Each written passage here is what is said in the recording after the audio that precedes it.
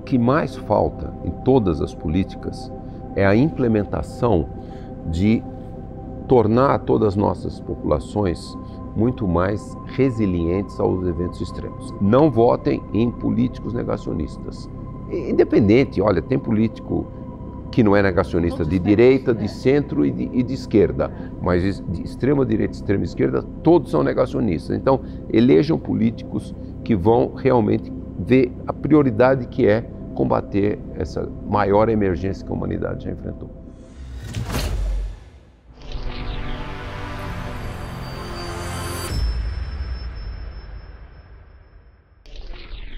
Professor, vamos falar um pouco agora de tecnologia, que seria um grande aliado para a gente. Quais áreas você acha de pesquisa tecnológica são mais promissoras para a gente reduzir esse impacto das mudanças climáticas, especialmente aqui no Brasil? Olha, não há dúvida, como eu falei, mais de 70% das emissões é queima de combustíveis fósseis. Então nós precisamos dar uma super acelerada na transição para energias renováveis. Sim. Então, puxa vida, a tecnologia, olha, quando a gente pensa painel solar, 20 anos atrás, o custo da energia do painel solar era 5 vezes maior do que hoje. Nossa Senhora, a evolução tecnológica, uma maravilha isso aí. Isso é só para dar um exemplo. A energia eólica também é muito barata. A gente tem vários potenciais de energia dos oceanos. Tem lugares aí que já estão pegando energia das marés. Tem um enorme potencial de uma nova forma de energia, que já tem uma usina no Havaí, tem outra sendo feita no Haiti e tem uma perto do Japão. Quando você está em oceano tropical, você vai da superfície do oceano para 1000 metros, você tem 22, 24 graus de diferença. Uhum. Então, você pode colocar lá um super tubo, colocar um gás, um líquido tipo amônia, e aí você bota ele lá embaixo, ele fica gelado. Sim. Aí quando ele sobe, ele aquece, vira gás, esse gás roda o gerador de energia elétrica, depois você joga ele de baixo, ele esfria. Então, esse é o gradiente. Ele não é intermitente, como o solar. É circular. Tem um enorme potencial, super limpo, melhora até a qualidade da água. Uhum. Então, isso tem um enorme potencial mundial, principalmente o oceano tropical. Então, nós temos, da Bahia até o Amapá, um gigantesco potencial. Então, só para dar um exemplo de tecnologia, já está sendo desenvolvida, a Universidade Federal do Rio de Janeiro já fez um modelo matemático mostrando o potencial dessa energia, mas ainda não construímos a primeira usina. Sim. Então, só para... Você me perguntou, tecnologia, esse é um. Por exemplo, nos rios lá da Amazônia também tem um potencial que energia hidrocinética, né? Não hidrelétricas, não, que elas afetam demais a biodiversidade. Você coloca todas aquelas comunidades ribeirinhas, ali pequenas comunidades, você coloca um geradorzinho, ele não afeta a biodiversidade aquática, porque é pequeno, mas ele gera 24 horas por dia energia elétrica. Entendi. Já tem testes. A Alemanha até financiou umas 2 dessas usininhas para testar, mas ainda não tem escala, precisa dar escala. Porque a escala é sempre para acessibilidade. Outro grande potencial, hidrogênio verde. O hidrogênio verde, hoje ele custa mais caro que o hidrogênio cinza, né, que chama, que é feito de combustível fóssil. Nós estamos, felizmente, agora construindo, como você sabe, a primeira fábrica de hidrogênio verde ali pertinho de Fortaleza. Sim. Com investimento estrangeiro muito forte também. Investimento estrangeiro. Então, na hora que der escala para o hidrogênio verde, é lógico que ele vai cair de preço. Sim. Hoje ele é 3 vezes mais caro que o hidrogênio cinza. Mas então, o hidrogênio verde é uma maravilha, porque é eletrólise da água, 100% energia renovável. O hidrogênio verde, quando há combustão, ele vira vapor d'água. E então, e depois, vapor d'água tem um tempo muito curtinho, né? Vapor d'água também é um gás de efeito estufa, mas ele fica pouquíssimo, que vem a chuva Sim. e tira. Então não tem impacto. Por exemplo, se a gente pegar os transportes, né? Caminhões de longa distância, caminhão de curta distância, eletrificação. Isso tudo, então tem todo esse potencial, não só o transporte, você pode... indústria de cimento, de alumínio, de aço, tudo isso você, em vez de usar carvão, usar outros combustíveis, você usa hidrogênio verde. Então, tudo isso é um enorme potencial E o setor tecnológico tem que, assim como foi feito, eu me lembro uma vez, 2015, eu visitei o centro dos Estados Unidos, lá em Colorado, de energia renovável, e naquele ano o governo americano tinha colocado 130 milhões de dólares para eles indo aperfeiçoar e baixar o preço do painel solar. Sim.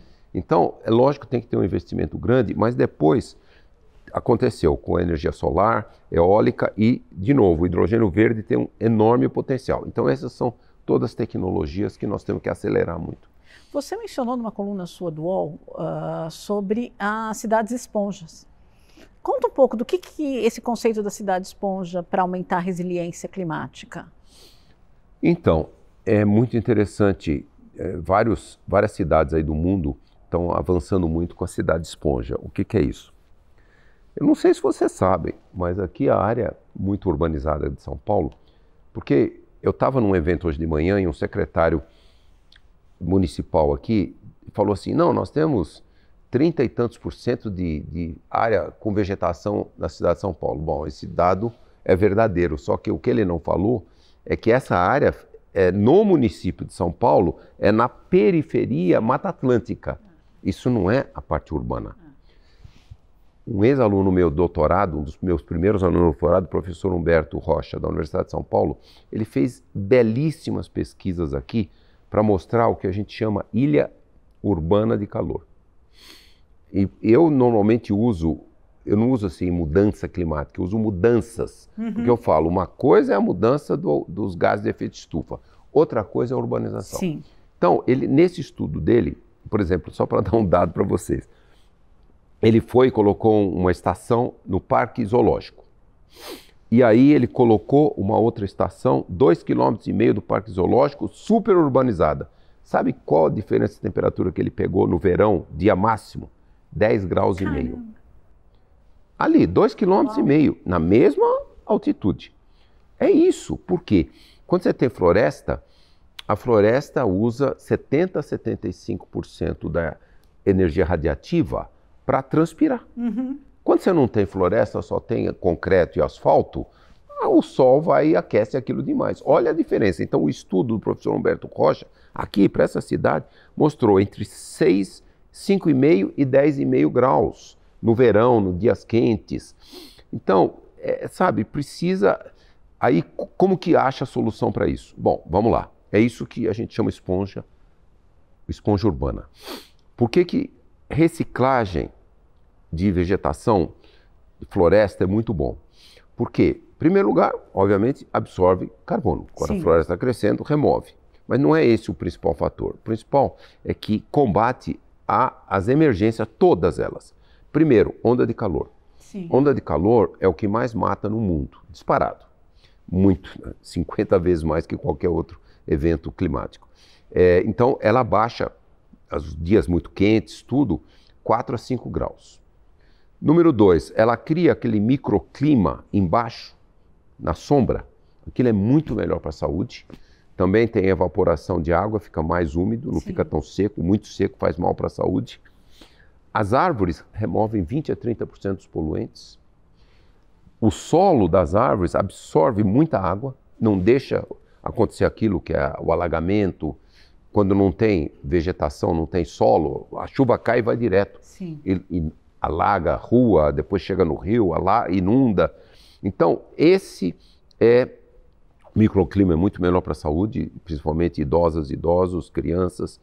Então, isso que é chamado de esponja urbana. Entendi. Então, tem cidades, a cidade mais verde é Singapura.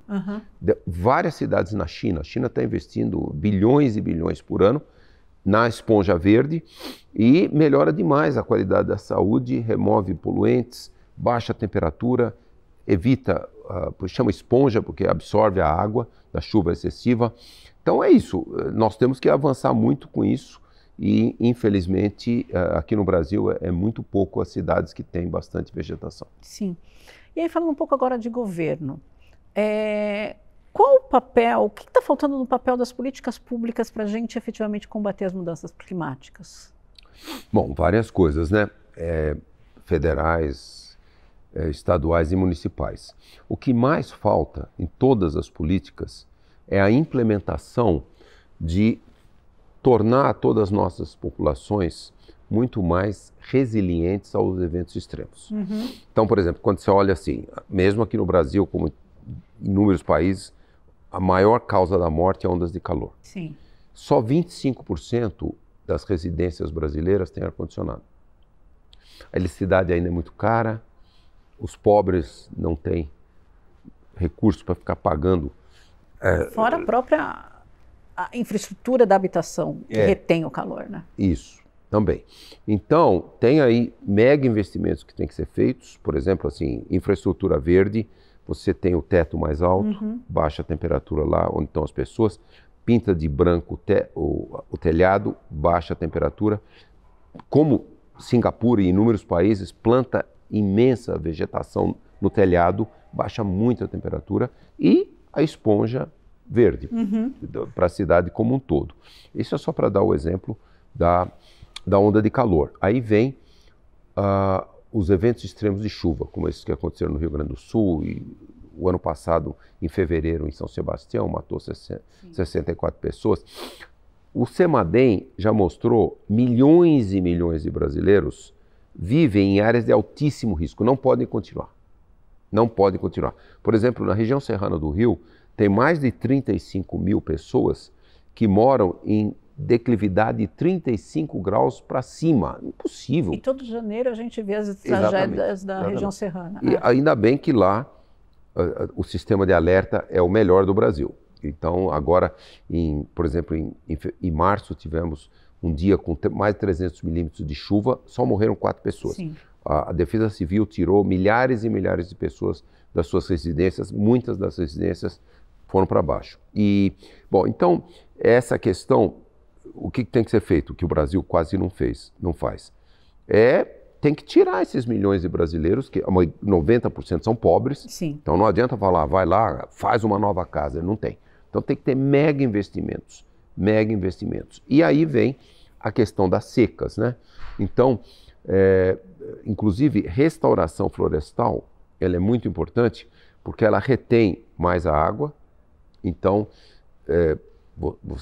vocês devem saber como em muitas fazendas, os fazendeiros perceberam que na hora que eles restauram boa parte do bioma da floresta, aquele riozinho pequenininho não seca. Sim. Na estação seca. Ele mantém o fornecimento de água. É assim que a natureza evoluiu. Então também, nessa questão, precisa fornecimento de água, precisa ter muita restauração florestal e, de novo, o que eu tinha falado, a agricultura e a pecuária regenerativas, elas são muito mais resilientes a secas também. Então, aí é uma adaptação que a agricultura. O que eu falei, a ciência sabe tudo isso. As políticas de implementação disso são muito atrasadas no Brasil. Mas tem como reverter ainda? Há uma vontade política para fazer esse investimento, na sua visão, professor? Olha, assim, discurso político, sim. Somente na época de eleição. Discurso político, sim. Agora, efetivamente, a gente não está vendo a implementação, né?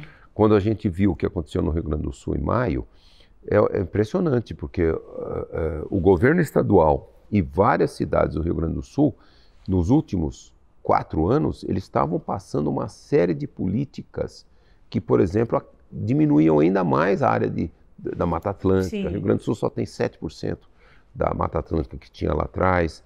Então, eles estavam indo muito numa direção que aumentou muito a vulnerabilidade. Flexibilizando a regulamentação, tudo isso. Isso. Então, exatamente. Então, isso está acontecendo não só lá no Rio Grande do Sul, isso é um exemplo do Rio Grande do Sul.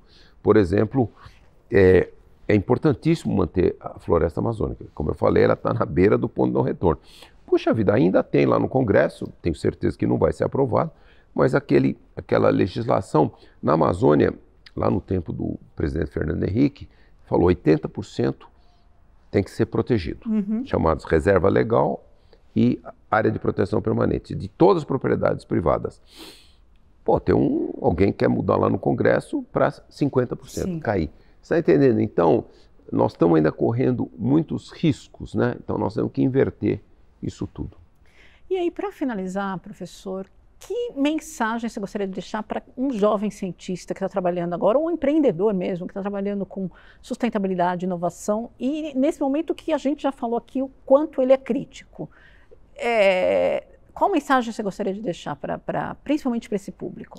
Olha, eu quero deixar duas mensagens, né? Primeiro é que a ciência e a tecnologia já avançaram tanto que é totalmente possível reduzir as emissões. Então, todo setor, até mesmo pessoalmente.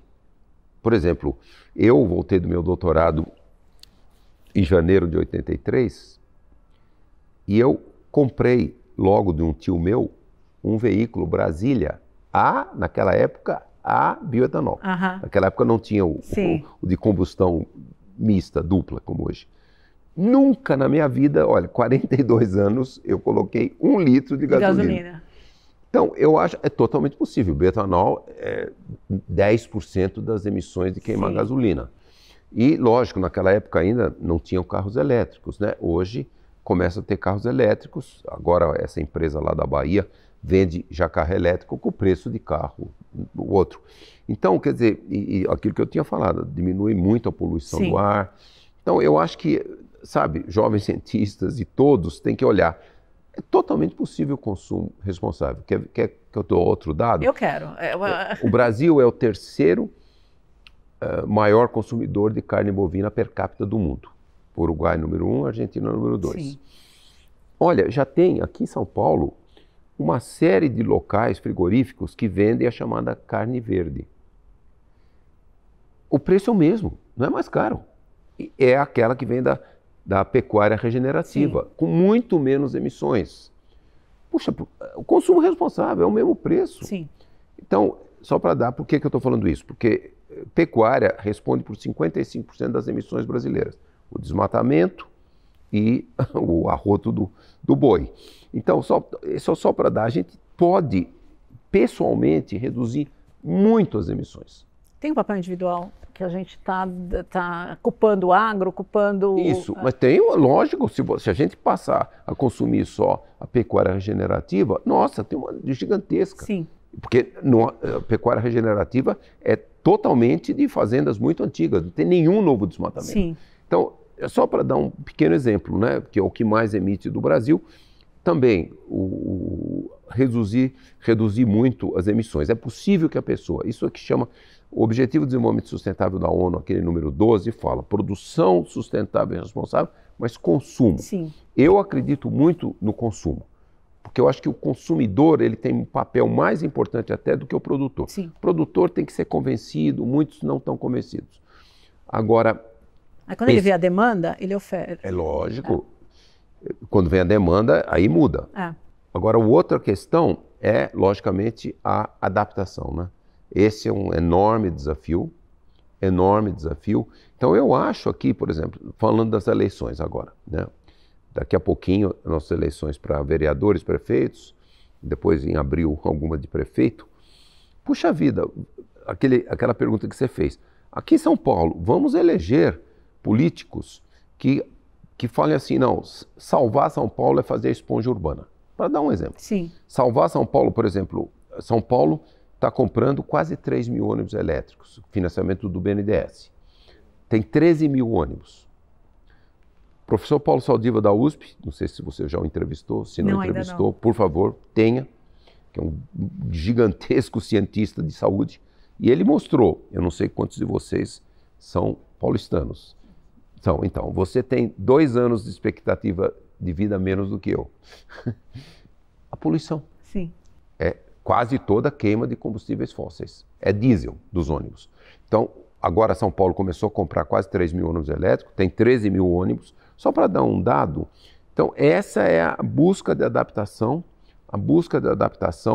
e aquilo, né? Quer dizer, vamos eleger prefeitos e vereadores que possam rapidamente implementar essas políticas. Por exemplo, a esponja urbana não é uma decisão, só se você... É uma mudança cultural muito preocupante. Eu nasci aqui em São Paulo, em 1951.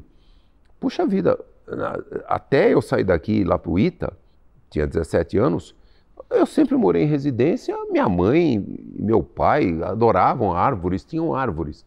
Depois a gente culturalmente mudou tudo, né? Cimenta todo o quintal. Cimenta tudo. É uma coisa cultural péssima, péssima. Mas, de qualquer modo, esponja urbana é uma ação muito mais do governo. Tem que desapropriar muitas áreas, você entende? Então, essas são, eu diria, por favor, políticos, eleitores, não votem em políticos negacionistas.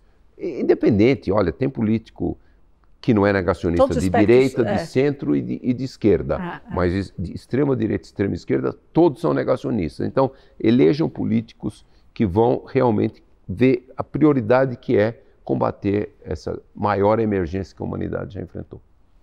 Podemos ser otimistas?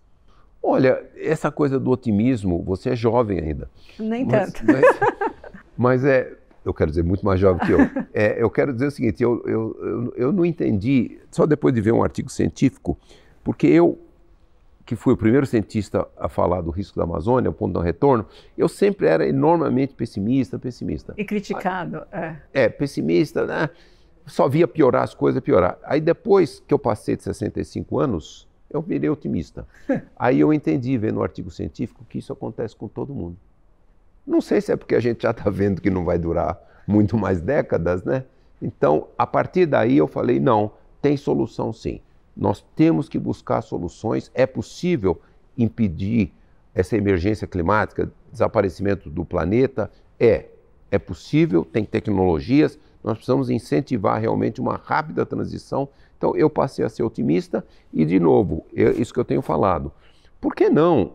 Eu até brinco às vezes, falo assim, o que o Brasil é líder mundial?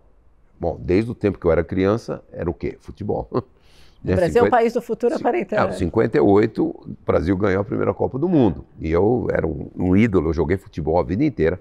Era o ídolo do Pelé, aquela coisa. Olha, desde aquela época o Brasil, até alguns anos, né? Deixamos de ser o líder. Samba, bossa nova, continuamos. Aí eu estou falando, perdemos o futebol. Vamos o quê? Vamos ser o primeiro país do mundo a zerar as emissões. China, Estados Unidos, Índia e Rússia, 75% para cima, China, 80 e poucos por cento, queima de combustíveis fósseis. O Brasil não. 20% queima de combustíveis fósseis, zero desmatamento e nós vamos ser o primeiro país, é o que eu tenho falado. Não dá mais para zerar a emissão em 2050, Sim. Nós vamos chegar a 2,5 graus. Vamos zerar todas as emissões em 2040. O Brasil vai ser o primeiro país. Essa é a mensagem que eu tenho falado. Desafio lançado.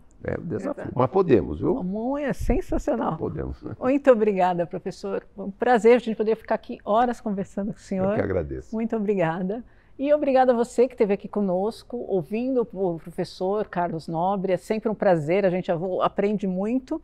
E terminamos com uma mensagem otimista e do nosso papel, inclusive.